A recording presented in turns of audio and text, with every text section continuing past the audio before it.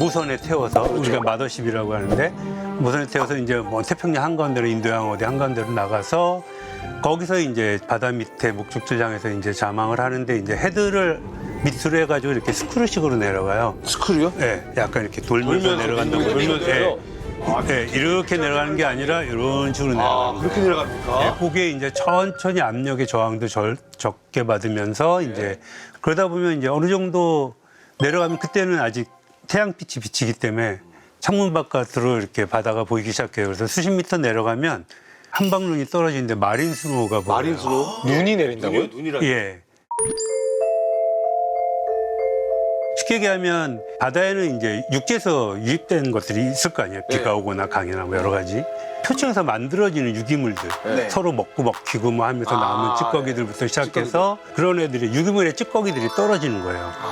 눈처럼. 우리가 그걸 그래서 마린 스노우라고 불러요. 마린 스노우. 예. 그래서 이제 심해 생물들의 먹이 아주 주된 먹이죠. 예.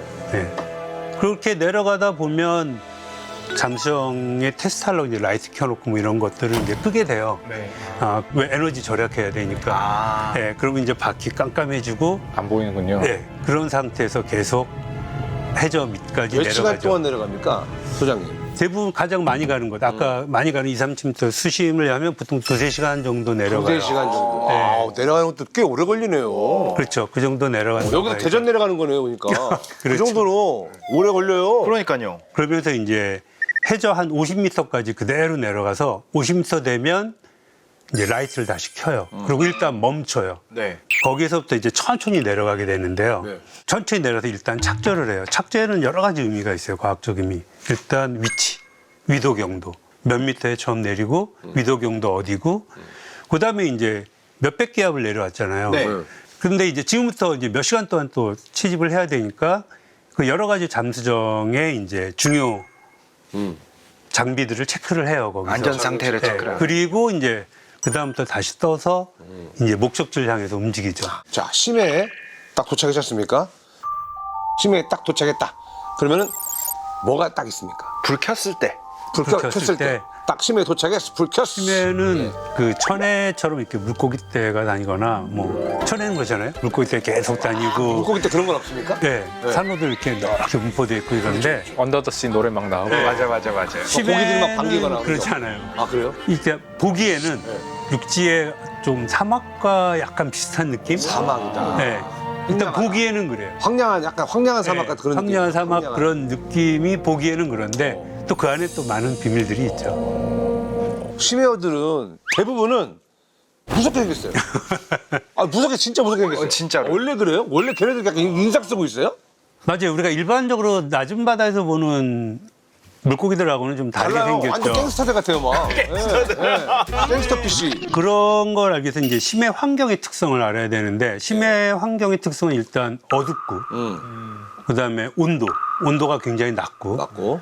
그다음에 압력이 높고 근데 그런 곳에서 차갑고 압력 높고 깜깜한 데서 생물들이 살아남아야 되잖아요. 살아남아야 되죠. 그렇죠. 그러면 얘네들이 뭘 생각하겠어요? 어떻게든 자기 적응. 몸이나 내용의 효율적인 방향으로 진화를 할 거 아니에요. 오랜 기간 걸쳐서. 그 효율성을 따져야 되는데 그 결과 나타난 것이 심해 생물들의 지금 그 모습들이 아닌가 그렇게 생각을 합니다. 그래서 제가 오늘 이제 심해 생물들의 특징을 몇 가지 말씀드릴 텐데요. 너무 좋습니다. 심해 생물들 보는군요, 지금. 예. 네. 한번 이 영상을 보시죠. 네. 저 뭐예요? 해파리인가? 생물들이 이제 발광하는 생물들을 보여주는 거예요. 오징어류, 뭐. 빛을 내네요. 예, 발광하죠. 발광을 하네, 진짜?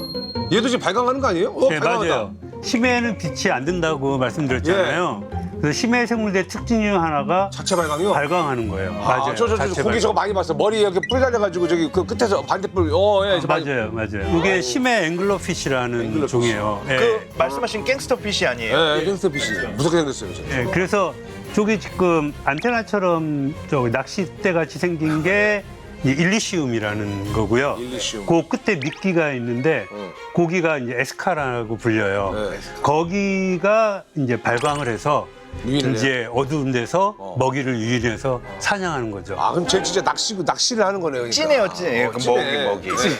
네, 낚시를 하는 거죠. 근데 발광을 하면은 더 잘 보여서 잘 먹히기도 하는 거 아니에요?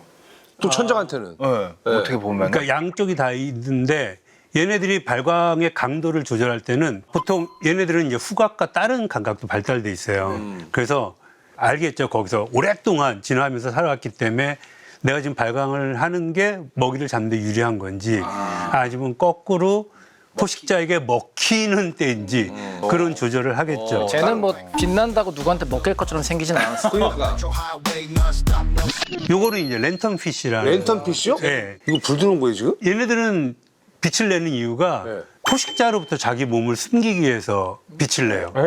아니 빛을 내면은 오히려 눈에 띌 텐데 숨기다니요? 네. 얘네들이 이제 배 쪽을 중심으로 해서 지금 저기 눈 옆에, 네. 그다음에 몸 옆에, 네. 꼬리찌개 다 이렇게 지금 발광을 하는 거거든요. 그래서 자기 이제 그림자를 숨겨요. 이걸 쉽게 이해하시려면 우리가 200에서 1000m를 유광층이라고 그래요. 유광층. 네. 우리 인간은 깜깜한데 빛이 약간은 있는 거예요. 아, 그럼 빛이 고기들은 있는 서로 층이에요. 식별할 수 있는. 네, 약간의 이제 잘 보는 애들은 알고 네네네. 있고 느낄 수 있는 거. 그래서 이 랜턴 피쉬는 사실은 먹이 사냥을 하러 상층부까지 얘네들은 올라갔다가 이동도 하는 종이에요. 근데 이제 한번 생각해 보세요. 이렇게 올라간다고 보고 내가 밑에서 본다고 보세요. 그 위에서 저 빛이 있어요. 태양빛 같은 게 약간. 그럼 이게 밑에서 보면 얘가 그림자로 보일 거 아니에요? 까맣게. 근데 얘가 반사시켜버리는구나. 갑자기 배에서 빛을 팍 내고 불빛을 착 내봐요. 그러면 이렇게 보면 안 저 보이죠? 빛하고 이 빛하고 똑같으니까. 그리고 얘네들은 야 그 대박이다. 광도를 조절을 해요. 와 지들이요. 밝을 땐 이걸 더 밝게 내고. 그러니까 자연 빛하고 자기 빛을 기가 맞춰요. 막히네. 아, 그냥 근데 생물들은 그렇게 진화가 됐어요. 몸에 살기 위해서. 센서가 있는 거네요. 그런 거죠. 그래서 그 빛의 강도를 조절하는 거 이미 밝혀졌어요. 네, 그래서 그렇게 이제 살아남는. 예. 근데 도대체 어떻게 물고기가 예. 몸에서 빛을 내는 거냐? 이 메커니즘이 도대체 뭐냐? 예. 일단 두 가지 방법이 있는데요. 크게는 이제 첫 번째는 이제 몸에 공생 박테리아를 갖고 있는 거예요. 박테리아. 그래서 아까 심해 앵글러피쉬 같은 경우는 아까 에스카라고 불렸잖아요. 그 미끼 같은 거. 그 안에 공생 박테리아를 가지고 있어요. 그래서 이 공생 박테리아가 이제 산소가 공급되잖아요. 바다 안에선. 공급되면 푸른 빛을 내요. 네. 그래서 그 에스카는 이제 뚜껑이 있어서 이 가림막 같이 있어서 열고 닫으면서 불의 강도를 조절하는 거죠. 그 다음에 또 이제 네, 주로 쓰는 게 이제 화학 발광이라고 쓰는 기술을 많이 화학 써서. 발광. 네, 이건 사실 우리가 심해 가기 전에도 볼 수 있는 게 반딧불이가 빛을 내는 생물이잖아요. 그렇죠. 그러니까 처음에는 얘는 어떻게 빛을 낼까 사람들이 보니까 그 루시페린이라고 불러. 루시페린의 그 루가 럭스라는 그 밝기의 단위에서 나온 거라 빛과 관련된 거라 이제 이것도 똑같이 그 산소랑 관련돼서 반응을 하면 빛을 내고. 근데 바다에도 막 갯반디니 뭐니 빛내는 애들이 있으니까 얘네는 뭘까 봤더니 다른 종류의 루시페린들이 많이 있어요. 그래가지고 뭐 코엘렌, 테라진 이런 물질도 쓰고 여러 가지 쓰는데 사실 이렇게만 보면은 우리 인간이랑은 아무 상관없는 게 아닐까지만 이거를 보고 영감을 받아서 사용한 게 첫 번째가 이제 콘서트 가면 이게 딱딱하면은 빛나는 야광봉, 야광팔찌. 야광봉도 화학 물질이 그 산소를 공급할 수 있는 물질이랑 딱 하는 게 그 들어있는 유리관이 깨지는 소리예요. 그러면 섞이면서 빛이 나고 아, 섞이면서 빛이 나는 거예요. 아. 똑같이 그 범죄 드라마 보면 그 루미놀 반응이라고 있죠, 뿌리는 피 흔적 보는 거 그것도 그렇죠, 똑같이 화학 발광 이게 나온 게 다 이런 생물들은 어떻게 할까 해서 온 거라 네, 심해에서도 배울 게 되게 많죠. 아 그렇구나. 근데 심해어들은 눈도 좀 이렇게 튀어나와 있잖아요. 네. 이것도 그러면 눈이 튀어나온 게 압력 때문인 이게 환경 때문인가요? 그렇죠. 기본적으로는 지금 정답을 먼저 말씀하신 거예요. 심해 환경에 다 적응된 거예요. 이렇게 이 눈이 튀어나온 것도 있지만 이제 눈이 굉장히 큰 생물도 많아요. 그러니까는 대왕 오징어 같은 경우는 뭐 눈이 한 30cm 정도 돼요. 엄청 크네. 접시만 하잖아요. 네. 그러니까 이제 눈이 큰 생물들은 기본적으로 이제 빛이 적은 환경에서 되도록이면 많은 빛을 받아들이려고 이제 눈이 커진 거고요. 아까 뭐 앵글러피쉬처럼 이제 발광을 하거나 후각이 발달되거나 아니면 몸의 다른 감각, 어떤 화학적인 이런 게 발달된 애들은 이제 눈이 굳이 그 어두운 데서 발달할 필요가 없으니까 이제 눈이 퇴화된 정도 있는 거죠. 아예 퇴화를 시켜버리고요. 근데 이게 되게 똑같은 환경에 대해서 대응 전략이 정반대네요. 그렇죠. 빛이 없으니까 대왕 오징어 같은 경우에는 눈을 엄청 키워서 그 조그만 빛이라도 감지하려고 맞아요. 하는 전략이 있고 네, 또 네. 다른 한 전략은 에이 버려. 그렇죠. 나는 뭐 냄새에 집중한다. 뭐 이렇게. 맞죠. 또 자기 생존에 맞게 어쨌건 얘네들도 우리는 태아라고 보지만 그것조차도 얘네들한테는 또 다른 적응 그리고 또 진화할 수 있다. 그렇죠. 뭐 그렇게 보면 되겠네요. 그러면 심해어는 딱 그냥 거기에서 자기들끼리만 사는 건지 얘네들은 가끔은 그래도 아 좀 이쪽 여행 한번 가보고 싶다. 예, 예. 위로는 올라올 확률이 거의 없습니까? 아니요, 있어요. 네, 아주 좋은 질문을 해주셨는데요. 네. 심해어들도 이제 먹이 사냥을 하러 밤에 몰래 올라와요. 근데 이제 밤에 올라왔다가 낮 되면 다시 이제 포식자를 피해서 밑으로 내려가죠. 예.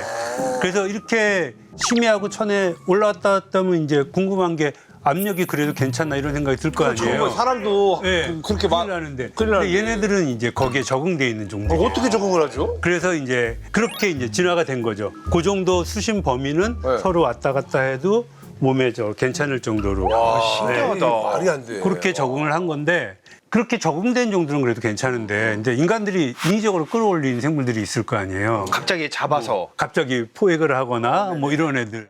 어류들은 올라오면 이제 불에가 터져서 이제 이렇게 나오고 또 위나 장 같은 것들이 입 밖으로 나와서 대부분은 죽어요. 잠시 살고 있는 물고기도 있지만 기본적으로 죽는다고 봐야 돼요. 그래서 제가 사진을 하나 보여드릴게요. 오 이거 뭐야? 잠깐만 저 인터넷 자료 많이 봤는데. 저도 예. 요게 이제 블루피쉬라는 코즈부코 블루피쉬. 예, 블루피쉬라는 이제 물고기예요. 흘러내린 겁니까? 저 그냥 젤리 아니에요? 말씀 잘했어요. 젤리. 젤리 같은데요, 그냥? 그거 굉장히 키워드예요. 심해어의 젤리. 왜요? 얘는 심해에서 보면 이렇게 생겼어요. 진짜요? 예. 그냥 물고기인데? 근데 이렇게 생겼는데 왜? 블루피쉬는 기본적으로 이 몸체가 물보다 밀도가 낮아요. 그래서 젤리 같은 몸체를 갖고 있어요. 이렇게 물속에서요? 보여도. 네. 이렇게 보여도요? 네, 젤리 같은 몸체를 갖고 있는데 이 물 안에서 얘네들이 힘들이지 않게 그래서 이렇게 움직일 수가 있어요. 이것도 이제 심해어의 특징이에요. 그래서 고압이나 네. 저에너지, 저포식 환경에서 아주 적은 에너지로 오래 물 속에서 둥둥둥둥 편하게 떠다닐 수 있으니까 오래 살 수 있도록 이렇게 진화한 거죠. 근데 이런 애들을 압력이 낮은 천내로 끌어올리면 이렇게 그냥. 이제 이런 모양이 되는 거죠. 그래서 불어달라버리는. 팽창돼 버리는 거예요. 압력이 낮아지니까 압력으로 인해서 짓누르고 있던 힘이 적어지니까 팽창하고 그다음에 자기 몸의 형태도 무너지니까 이렇게 기괴한 모습이 되는 거죠. 이건 그러면 팽창이군요. 그렇죠. 팽창. 근데 이제 천혜가 사실 먹이도 풍족하고 그렇죠. 살기는 좋아 보이지 않습니까? 왜냐면 뭐 친구들도 많고. 근데 심해어는 왜 굳이 아무도 없는 데서 살까? 얘네들은 약간 이 DNA 자체가 아웃사이드 DNA가 있나? 아싸 DNA가 있나? 선택적 약간 그냥 심해인가? 그러니까 생물들에게 중요한 건 일단 기본적으로 생존이잖아요. 살아남을 확률. 그렇긴 하죠. 그다음에 번식하는 것. 그렇죠. 이런 것이 자기들한테 제일 중요할 텐데 천에는 나를 먹을 애들이 너무 많아요. 포식자가 주변에. 그렇죠? 너무 많겠죠? 먹고 먹히는 관계니까. 그다음에 또 먹이는 많은데 또 경쟁을 해야 돼요. 그걸 먹고 싶어하는 애들이 되게 많아요. 그리고 천의 환경은 기본적으로 인공적으로도 다양하게 변하고 자연적으로도 뭐 태풍이나 뭐 여러 가지 것들이 있으니까 되게 격변하는 천의 환경이죠. 변화가 포식 많죠. 환경이. 예. 그에 비해서 이제 심해는 먹이는 적지만 경쟁을 좀 덜 해도 되고 포식 압력도 나를 먹을 그것도 낮고 또 환경도 거의 변하지 않는 일정한 환경이고 그러니까 쉽게 얘기하면 이제 천의 생물과 심해 생물의 생존 전략이 이제 다르다고 봐야 되겠죠. 얘기 들어보니까 심해 조건도 그렇게 나쁘지는 않은데요. 치열하고 빡세게 살 거냐 아니면 그냥 유유자적 그냥 뭐 가늘고 길게 갈 거냐 뭐 이런 거네요. 네. 그죠? 심해어는 그럼 안 먹나요? 식용은 아닙니까 심해어는? 심해어를 잡으려면요 비용이 많이 들어요. 깊은 바다에 있는 애들 끌어올려서 그만큼 비용을 들여서 걔들을 굳이 낮은 바다에도 맛있는 물고기가 많은데 그래서 안 잡고요. 그럼에도 불구하고 뉴질랜드나 이 호주, 네, 호주. 그 부근에서 많이 잡혀서 많이 먹었던 심해어가 있어요. 뭡니까? 네, 오렌지 러피라는 오렌지라고. 심해어인데 700에서 1,500m, 500에서 1,700m. 그래서 이 정도 심해요. 중층 고기에 사는 물고기들인데 그때 심해 저인망이 이제 많이 발달됐던 시기에 저인망으로 많이 잡았다고 그래요. 아, 걔는 좀 그래도 네. 좀 맛있었나 보네요. 네, 그래서 얘는 흰살 생선이고요. 오. 그리고 육질이 단단하대요. 오. 그래서 소금구이로도 많이 먹고 고급 어종에 속했다고 합니다. 근데 저희망이면 너무 그 생태계 파괴가 심하지 않나요? 맞아요. 저인망은 싹쓸이해버렸나? 저인망은 못해요. 저인망을 할 때 당시에 너무 많이 잡아가지고 멸종위기. 거의 멸종 위종이에요 지금. 아, 그리고 심해 생물의 이제 특징 중에 하나가 성장이 느리고 굉장히 오래 산다는 게 또 아주 가장 큰 특징 중에 하나예요. 오래 산다. 네, 굉장히 오래 살아요. 그래서 이 오렌지 러피라는 것도 이제 성체가 되려면 보통 2, 30년 정도 걸리고 와. 그다음에 똑같네. 수명도 100년에서 150년. 와. 그렇게 오래 길게는 보통 200년까지 살아요. 진짜요? 물고기가요? 상어 같이요? 맞아요. 그린랜드 상어가 250년에서 오래 살잖아요. 400년 정도 예, 살아요. 네, 400년 살아요. 심해어가 그렇게 오래 네. 살아요? 근데 성장 속도가 늦죠. 인간이랑 비슷. 그린랜드 상어도 기껏 자라봤자 예. 1년에 수미리 커요. 수미리. 그러니까. 예. 이런 애들을 낮은 바다 물고기 잡듯이 잡아봐요. 아, 예. 멸종하죠. 멸종하겠네. 그렇겠네요. 이미 성장 그렇게 오래 사는 애들 잡았으니까. 그러네. 너무 많이 먹었다. 호주 사람들 그거. 그러니까요. 그래서 지금은 이제 이 금지죠? 심해 물고기들을 다 금지시키고 있는데, 근데도 이제 이 오렌지 러피는 아직 개체수가 회복이 안 됐다 그러고요. 그다음에 심해어 드시면 안 되는 게 바닷속에는 중금속이 녹지 않고 계속 돌아다니잖아요. 그래서 쌓이잖아요. 이런 애들은 먹이 사슬의 상위 단계 있잖아요. 오렌지 러피를 많이 먹었던 이후에 이제 오렌지 러피에 대한 이제 최신의 어떤 연구에 보면 오렌지 러피 안에 중금속, 수은이 굉장히 많이 들어있다고. 아유. 안 되죠, 안 되죠. 그러면. 네, 드시지 마십시오. 예, 그냥 작은 애들만 먹죠, 뭐. 예.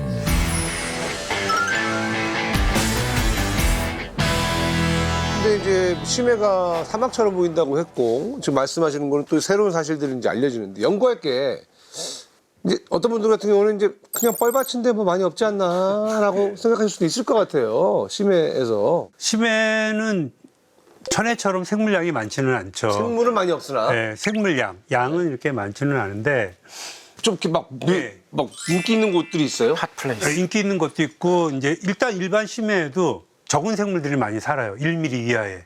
작은 애들, 작은 우리가 애들. 예, 중형저서 생물이라고 하는데 이 생물들이 일반 심해에서는 굉장히 중요한 생물이에요. 그리고 제 주전공이기도 하고 예. 그중에 가장 우점하는 게 이제 네마토다라고 선충이에요.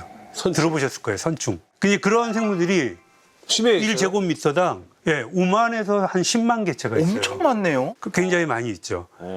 그래서 이제 일반 심해에는 그 생물군이 굉장히 중요한 역할을 하고요. 그리고 이제 진짜 심해에 중요하고 특수하고 아주 놀랄 만한 생태계가 하나 있죠. 뭐죠? 예, 열수 분출구 지역. 열수 분출공. 예, 예, 거기 그 우리 저기 생명 진화 뭐 얘기할 때 나왔던 그 심해의 그 열수 분출공. 화학적 진화에서 나온 거기서 거죠. 이제 생명이 최초로 저기 발생했다라는 그런 이야기 있잖아요, 그죠? 맞아요. 잘하시네요. 아, 저 예전에 공부했죠. 거기에는 생물의 습중량만 해도 제곱미터당 한 10에서 40kg이 돼요. 거기는 더 많이, 킬로그램이요? 예, 킬로그램. 거기 더 많이 있네 그러면? 네, 거기가 이제 아주 핫플레이스죠. 그리고 지금 말씀하셨듯이 열수 생명 기원설이 네. 지구의 어떤 생명 기원설 중에 아주 유력한 설이 될 정도로 지금은 생명 기원에 대한 아주 중요한 장소로 이렇게 등장하기도 점점 했지만 굳건해지고 있죠 거기가. 이걸 처음 발견한 1977년만 해도 네. 해저 열수 분출구를 처음 발견하고 생물들을 발견했을 때 과학자들은 전부 충격적이었었어요. 일단 그때까지만 해도 지구의 생명은 태양계에 의존한 광합성 생태계 그리고 이제 온화한 환경들, 천혜 생태계 같은 이런 데만 생명이 산다고 생각했는데 그 깊은 바다에서 발견을 한 거예요. 네. 그러니까 그동안의 상식이 무너진 거죠. 그죠. 근데 그 깊은 바다가 아이러니하게 또 어딘지 아세요? 어디? 깊은 바다에서 발견을 했는데 거기가 갈라파고스거든요. 갈라파고스. 갈라파고스. 진짜요? 네. EPR이에요.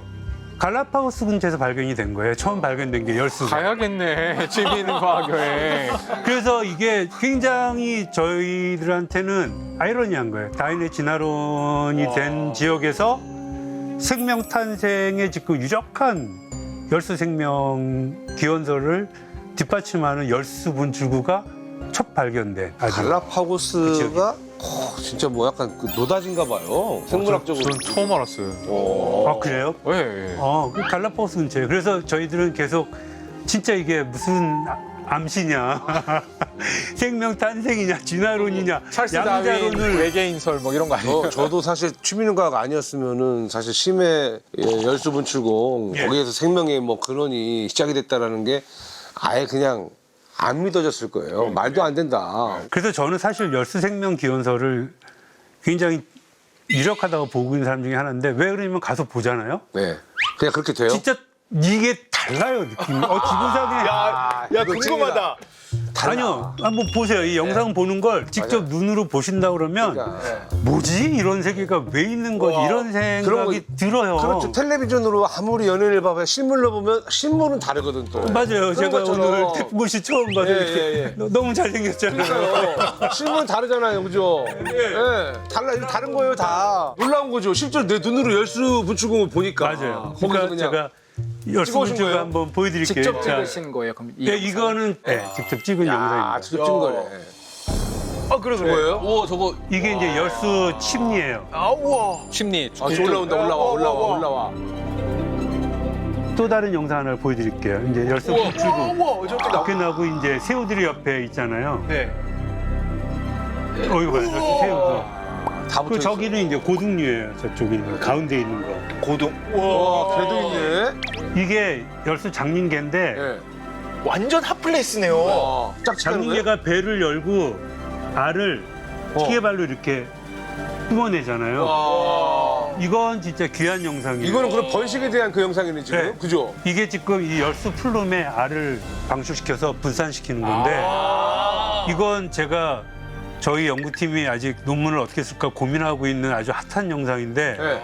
제가 이 취미능과학팀에 처음 공개한 최초 공개입니까? 예, 고민을 많이 한 영상입니다. 예. 공개도 되는 고민을 많이 한다는 건 아직 방송에 나갈지 안 나갈지는 아직까지는 못 정해주셨다. 한 번만 더 보여주십시오. 너무... 요거요. 야, 배를 열고 알을 그냥 그 분출 그 구에다가 실어가지고 보내버리는. 야. 난 생각보다 화질이 되게 좋다. 근데 진짜로.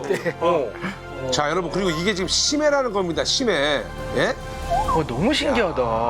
20m, 30m 밑에 바다 거기에서 그냥 뭐 올라오는 거기에 붙어 있는 게 아니라 2,000m, 2,500m 그 그러니까요. 깜깜한 심해에 저렇게 열수 분출공 옆에 다양한 생물들이 가득가득하게 살고 있잖아요. 그런 거죠. 아주 설명을 잘 해주신 거예요. 근데 왜 열수 분출공이 어떤 곳이길래 저렇게 많이 모여서 사는 건지 이게 이제 궁금하실 거예요. 네, 열수분출구는 보통 수심이 1,500m에서 3,500m 사이가 제일 많이 분포를 해요. 지구상에 지금 발견된 애들 중에. 그리고 이제 해저, 지각, 우리가 지각이라고 하잖아요. 판 구조로는 그래서 판이 움직이잖아요. 지각에 갈라진 틈으로부터 한 300도에서 400도씨 정도의 뜨거운 물이 분출되는 곳. 300도에 400도. 300도요? 네, 300도에서 400도씨. 근데 이렇게 뜨거우면 새우랑 개가 지금 다 익어야 되는 거 아닙니까? 그럼 뜨거워서 지금 SOS 보내는 겁니까? 예? 보통 끓는 점을 얘기하는 건 이제 지상 일기압 기준일 때고요. 여기는 이제 150, 350 기압 정도 되잖아요. 1,500에서 3,500m니까. 그렇게 이제 압력이 높으면 끓는 점도 올라가잖아요. 그래서 여기서 이제 끓지는 않고요. 사실 보면 이 주변은 따뜻하겠는데요? 저거잖아요. 그냥 차가운 바다잖아요. 그렇죠. 보통 우리가 심해 온도를 1도에서 2도 요 정도로 봐요. 세수가 엄청 크잖아요. 나오는 양에 비해서. 그러니까 확 식어버리는 거예요. 그러니까는 따뜻하지 300도가 아니라 이제 따뜻한 데서 사는 거예요. 그러면은 얘네들은 따뜻한 물 때문에 모여서 사는 거라고 보면 될까? 여기 따뜻한데? 약간 예를 들어서, 사우나. 온천이네. 그렇죠. 온천. 네, 온천. 원숭이 모여들고. 네, 그런 거 아니에요? 그것도 있을지도 모를 것 같아요. 근데 그걸 우리가 입증할 수 있는 방법이 없잖아요. 너 따뜻한 데 좋아하냐? 근데 이제 과학적으로 밝혀진 건 열수 분출구 지역은 심해에서 먹이가 없는 심해에서 지속적인 에너지하고 물질이 계속 공급되는 장소예요. 그게 너무 신기하네. 그게 중요하죠. 에너지와 물질이 계속 공급된다. 판 때문에 지각은 계속 벌어지고 가라앉고 우리가 그 갈라진 틈으로 이제 해수가 침투해서 지구 그 중심부 마그마가 있는 근처까지 가요.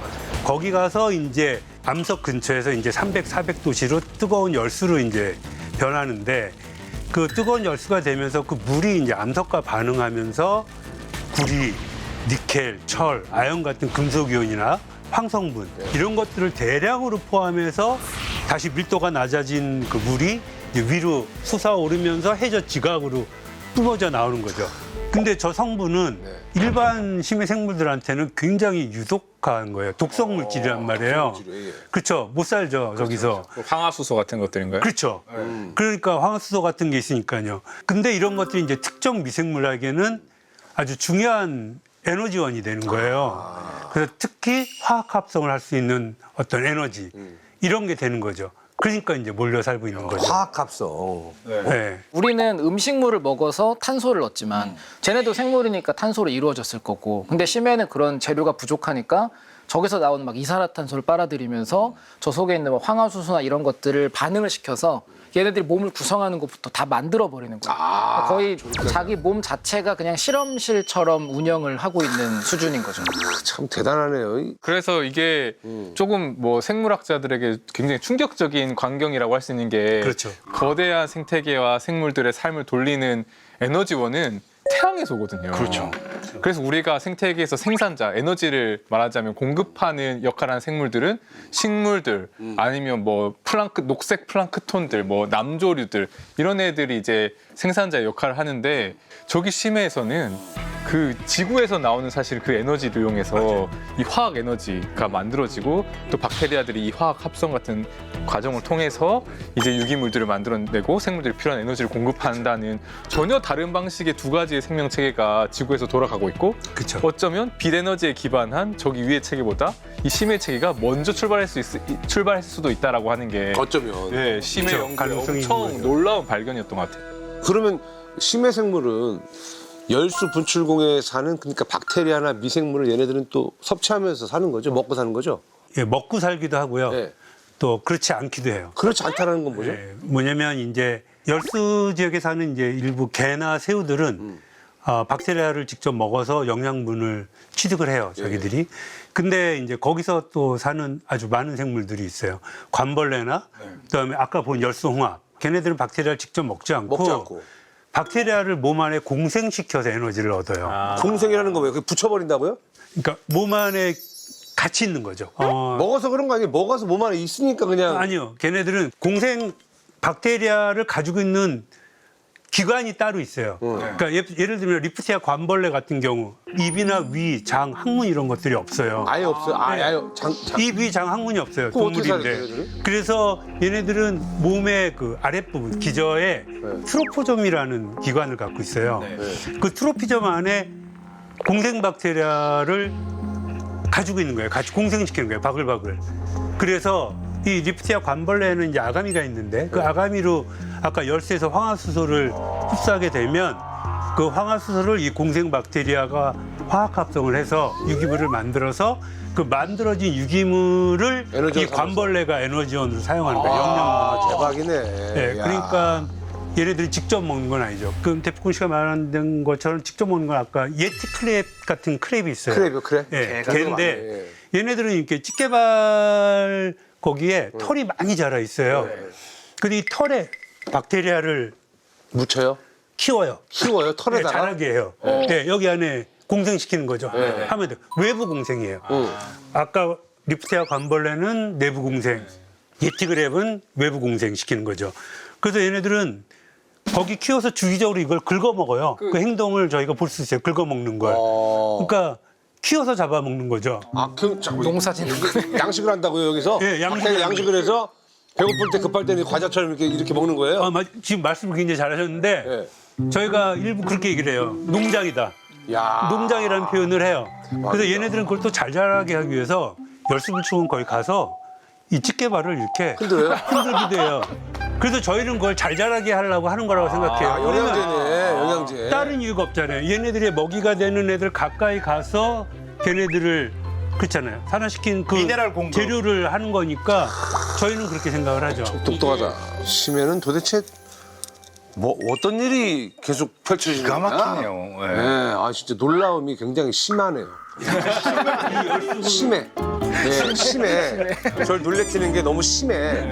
이 심해 열수구의 생태계는 다른 심해 세계랑은 또 완전히 다르다. 그렇죠. 한마디로 약간 그 사막의 오아시스 같은 그런 느낌이다. 맞아요. 마르지 않는 샘물. 표현이 굉장히 적합하세요. 맞죠? 마르지 않는 샘물이에요. 키워드예요, 그거예요. 그게 키워드인데. 예. 그래서 열수 분출구를 저희가 그냥 그렇게 불러요. 심해의 오아시스라고. 진짜요? 그리고 오아시스라고 처음 발견했을 때도 그 과학자들이 그 표현을 썼어요. 본능적으로 아니 이건 봐도 그냥 누가 봐도 오아시스죠. 네, 근데 오아시스예요. 이 열수 분출구 생태계는 아까 말씀하신 그대로 지구 내부의 열을 화학 에너지를 이용해서 생기는 생태계잖아요. 그래서 얘들만이 갖고 있는 특수한 특징이 몇 가지가 있어요. 그걸 좀 몇 가지 말씀을 드리면 첫 번째 그 생산량과 성장 속도가 비정상적으로 크고 빨라요. 크고 빠르다. 네, 아까 말씀드린 심해 생물들은 먹이가 적기 느리죠. 때문에 작고 느려요. 왜? 근데 여기는 화학 에너지가 끊임없이 공급되잖아요. 그러니까 빨라요. 그래서 아까 말씀드린 관벌레. 그 동태평양 관벌레는 1m, 2m 정도 되는 거대 생물이에요. 1m에서 2m가 돼요. 크기가. 그다음에 이제 두 번째 특징은 아까 말씀드린 그 극단적인 독성 물질에 대해서 잘 반응하는 어떤 그런 물질들을 생성하고 있다는 거죠. 그 열수 분출구는 황화수소나 중금속이나 또 저산소 환경이거든요. 그런 게 공존하고 있단 말이에요. 그러면 일반 생물들에게 굉장히 치명적인 환경이라 살 수가 없어요. 근데 일부 몇 생물들은 아까 말씀하신 것처럼 황화수소를 결합시키고 또 운반하고 또 이걸 무속화, 독을 없애는 무속화시키는 헤모글로빈이나 단백질을 갖고 있단 말이에요. 이런 것들을. 결국은 그렇기 때문에 이 열수 생물들은 이들이 공생하는 건 선택이 아니다. 어떻게 보면 필수다. 우리가 일반 생물들은 공생이 이제 보조적인 이런 경우도 많잖아요. 근데 얘네들은 공생 박테리아가 없으면 못 사는 애들이 많아요. 그렇겠네요. 죽을 거예요, 아마. 예, 그래서 얘네들은 필수 선택이다.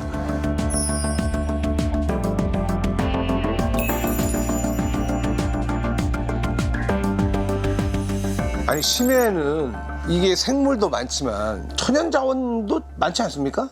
그렇죠. 심해는 우리가 이제 연구할 가치도 높지만 네.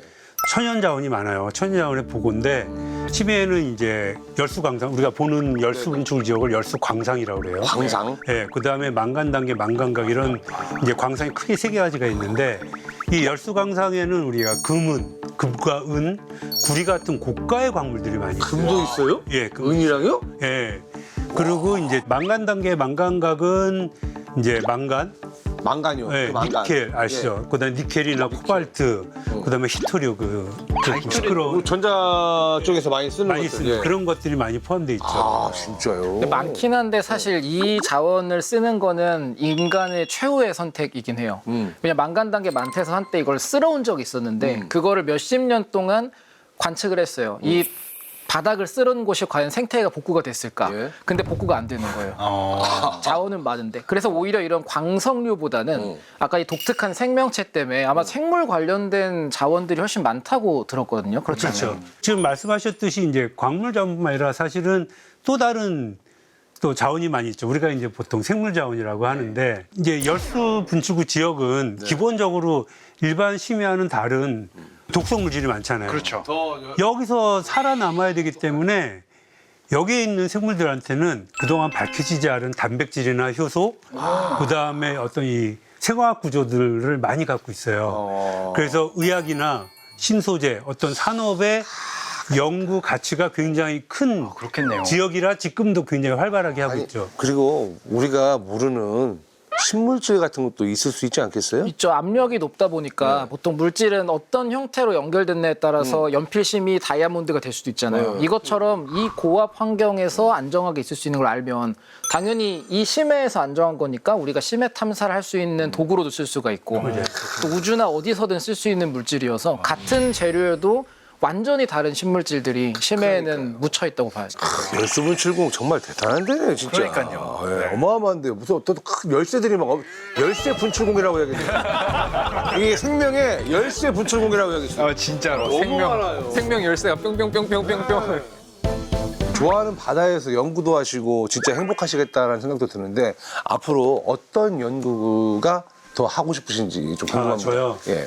저한테 진짜 뭐 비용과 그런 기술이 따라준다면 네. 저는 제가 진짜 해보고 싶었던 게 이제 심해 생태계 지도를 만드는 거였는데요. 일반 국민들에게도 알기 쉽게 설명할 수 있는 지도를 만들었으면 좋겠는데 그러려면 이제 저소 생태계뿐만이 아니라 심해 수중에 이제 중요한 생물들의 이제 생활사도 좀 밝히고 싶고 그러려면 걔네들을 쫓아다니는 장비의 성능도 엄청 좋아야 되고 기능도 좋아야 되고 자본이 많이 살아생전 아마 그게 가능할까 뭐 실현 가능할까 이렇게 생각은 하고 그러면 있지만 뭐 꿈을 꾸고는 있습니다. 참 심해에 대해서는 그냥 마냥 몰라도 되지 않나? 좀 무서운데? 라고 생각을 했는데 이 심해에서 엄청나게 많은 정말 발전적인 일들이 계속해서 진행이 되고 있구나라는 생각이 드니까 참 앞으로도 이 심해 연구가 좀 많이 활성화됐으면 좋겠다는 생각이 들고 감사합니다. 그리고 또 나중에 우리가 진짜 심해 관광 개발 상품이 준비가 되면 그때 우리 과학여행을 한번 너무 좋죠. 가면 어떨까? 그런 설렘도 좀 느껴집니다. 좋죠. 오늘 우리 소장님 너무 감사드리고요. 예, 감사합니다. 꼭 성공하시기 바라겠습니다. 감사합니다. 감사합니다. 감사합니다. 통역 화이팅!